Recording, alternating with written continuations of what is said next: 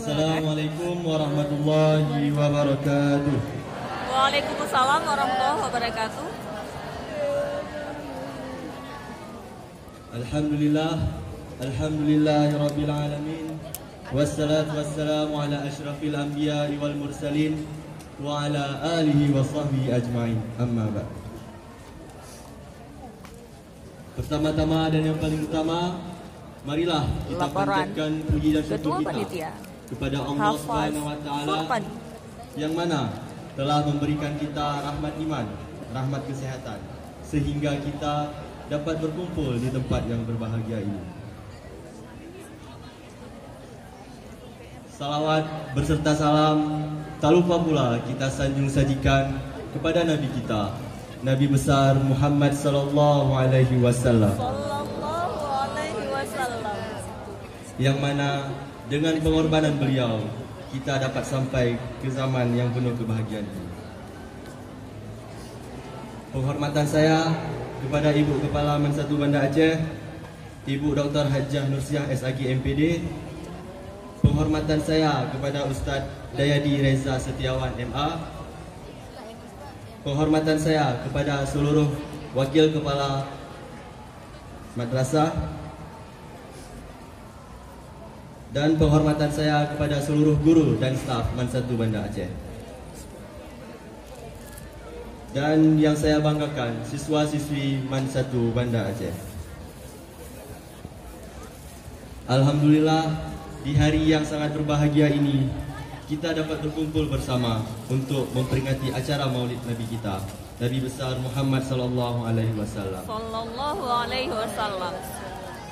Dengan mengangkat tema memperbaharui tekad dalam meneladani akidah akhlak Rasulullah sallallahu alaihi wasallam di era digital saat ini. Terinspirasi dari surah At-Tariq yang artinya langit malam, di mana surah ini juga menyoroti pentingnya cahaya dan petunjuk. Nabi kita adalah cahaya bagi semua umat manusia, membawa wahyu dan petunjuk yang menuntun kita ke jalan yang benar. Mengambil tema dari surah ini mengingatkan kita untuk selalu mencari dan mengikuti petunjuknya. Surah ini juga mengajak kita untuk merenungkan keberadaan serta tanggungjawab kita di dunia setelah nantinya kita diangkat oleh Allah dan kemudian dibangkitkan kembali. Ini sejalan dengan pesan Nabi kita untuk selalu menebarkan kebaikan sebagai bekal kita di akhirat kelak. Mari kita jadikan momentum Maulid ini sebagai cerminan untuk kita dalam meneladani akhlak yang dimiliki oleh Nabi kita, Nabi Muhammad sallallahu alaihi wasallam.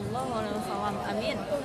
Serta untuk meningkatkan ketaatan dan ketakwaan kepada Allah Subhanahu wa taala.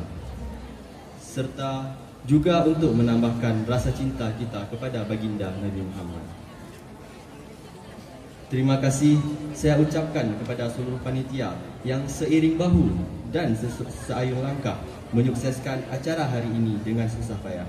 Tanpa adanya kerja keras panitia serta dukungannya, acara ini tidak mungkin terlaksana dengan baik. Saya, mewakili panitia dan pihak penyelenggara, memohon maaf apabila ada kesalahan kami, baik dalam perkataan, perbuatan, serta sikap kami yang kurang mengenakan, baik secara disengaja maupun tidak disengaja. Karena tidak ada hal yang sempurna, karena kesempurnaan hanya milik Allah. Sekian yang dapat saya sampaikan. Mohon maaf jika ada salah kata. Akhirul kalam. Assalamualaikum warahmatullahi wabarakatuh. Waalaikumsalam warahmatullahi wabarakatuh.